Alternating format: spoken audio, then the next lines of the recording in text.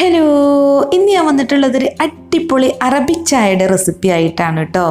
സാധാരണ നമ്മൾ ചായയൊക്കെ ഫ്ലാസ്കിൽ ഉണ്ടാക്കിയിട്ട് വെക്കുകയാണെന്നുണ്ടെങ്കിൽ ആർക്കും ഇഷ്ടപ്പെടാറില്ല. പക്ഷേ ഈ അറബിക് ടീ നമ്മൾ ഫ്ലാസ്കിലാണ് കേട്ടോ ഉണ്ടാക്കുന്നത്. അപ്പോൾ ചായ ഉണ്ടാക്കാൻ വേണ്ടിയിട്ട് ഇപ്പോൾ ഞാനിവിടെ 3 ഗ്ലാസ് വെള്ളം അടുപ്പിൽ വെച്ചിട്ടുണ്ട്. ഇനി നമ്മുടെ അറബിക് ചായയുടെ സ്പെഷ്യൽ ഇൻഗ്രീഡിയൻ്റ് ആയിട്ടുള്ള സ്പൈസസ് ഇട്ട് കൊടുക്കാം കേട്ടോ. അപ്പോൾ ഞാനിപ്പോൾ ഇവിടെ ഒരു ചെറിയ കഷ്ണം പട്ടയാണ് എടുത്തിട്ടുള്ളത്. അപ്പോൾ ഞാൻ 3 ഗ്ലാസ് ആണല്ലോ ഉണ്ടാക്കുന്നത്. അപ്പോൾ ഇത്ര പോന്നൊരു ചെറിയ കഷ്ണം കറുവപ്പട്ട ഇട്ട് കൊടുത്തിട്ടുണ്ട്. പിന്നെ 2 ഏലക്ക ഒന്ന് ചതച്ചിട്ടാണ് കേട്ടോ ഇട്ട് കൊടുക്കുന്നത്. ചതച്ചിട്ട് ഇട്ട് കൊടുക്കുകയാണെന്നുണ്ടെങ്കിൽ പെട്ടെന്ന് തന്നെ ഫ്ലേവർ ഇറങ്ങിക്കോളും. പിന്നെ 2 ഗ്രാമ്പൂ ഇട്ട് കൊടുക്കുന്നുണ്ട്. ഗ്രാമ്പൂ വേണമെങ്കിൽ ഒന്ന് ചതച്ചിട്ട് ഇട്ട് കൊടുക്കാം. പിന്നെ ആവശ്യത്തിനുള്ള മധുരം ഇട്ട് കൊടുക്കാം.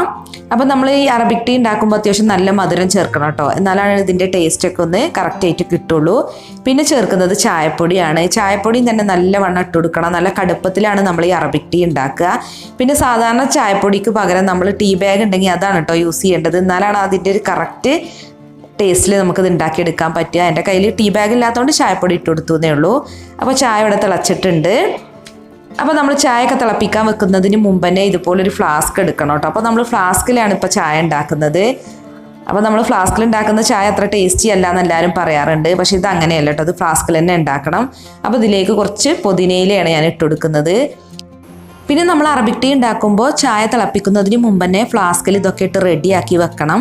അടുത്തതായിട്ട് നമ്മൾ ചേർക്കുന്നത് കുങ്കുമപ്പൂവാണ്. അപ്പോൾ ഒരു പിഞ്ച് സഫ്രോണാണ് കേട്ടോ ഞാനിപ്പോൾ ഇതിലേക്ക് ചേർക്കുന്നത്. അപ്പോൾ നമ്മൾ സഫ്രോണും കൂടി ചേർക്കണം, എന്നാലാണ് ഈ അറബിക് ടീയുടെ ഒറിജിനൽ ടേസ്റ്റ് നമുക്ക് കിട്ടുക. അപ്പോൾ നിങ്ങൾ സ്കിപ്പ് ചെയ്യാതെ ഈ കുങ്കുമപ്പൂവ് ചേർക്കണം കേട്ടോ. അപ്പോൾ സാധാരണ ചായപ്പൊടിയാണ് ഞാനിപ്പോൾ ചായയിൽ ചേർത്തിട്ടുള്ളത്, അതുകൊണ്ട് തന്നെ ഇതൊന്ന് അരിച്ചിട്ടാണ് കേട്ടോ ഇതിലേക്ക് ഒഴിക്കുന്നത്. ഇനിയിപ്പോൾ നമ്മൾ ടീ ബാഗൊക്കെ ആണെന്നുണ്ടെങ്കിൽ നമ്മൾ ചായ തിളപ്പിച്ചതിന് ശേഷം ടീ ബാഗ് മാറ്റുമല്ലോ, അപ്പോൾ പിന്നെ അങ്ങനെ അരിച്ചെടുക്കേണ്ട ആവശ്യമില്ല. അപ്പോൾ ചായ അരിച്ചെടുത്തത് കൊണ്ട് തന്നെ ഇതിലെ ഏലക്കയും ഗ്രാമ്പൂ പട്ടയും ഞാൻ ഫ്ലാസ്കിലേക്ക് തന്നെ ഇട്ട് കൊടുക്കുകയാണ്. അപ്പോൾ അതും കൂടെ നമ്മൾ ഫ്ലാസ്കിൽ ഇടണം കേട്ടോ. ഇനി നമ്മളിതൊരു 10 മിനിറ്റ് റെസ്റ്റ് ചെയ്യാൻ വെക്കണം. 10 മിനിറ്റിന് ശേഷമാണ് നമ്മുടെ അറബിക് ടീ സെർവ് ചെയ്യേണ്ടത്. അപ്പോഴേക്കും നമ്മുടെ ടീ നല്ലൊരു അടിപൊളി ടേസ്റ്റിലായിട്ടാവും നമുക്ക് കിട്ടുക. അപ്പോൾ 10 മിനിറ്റിന് ശേഷമാണ് ഞാനിപ്പോൾ ഇതൊരു സെർവിങ് കപ്പിലേക്ക് മാറ്റുന്നത്. അപ്പോൾ പുതിനയിലയും അതുപോലെ കുങ്കുമപ്പൂവും പിന്നെ നമ്മൾ ചേർത്തിട്ടുള്ള ഏലക്ക ഗ്രാമ്പൂ പട്ടൊക്കെ അല്ലേ, അതിൻ്റെയൊക്കെ ഒരു ടേസ്റ്റോട് കൂടി നല്ലൊരു അടിപൊളി ടീ ആയിട്ടാവും നമുക്ക് കിട്ടുക.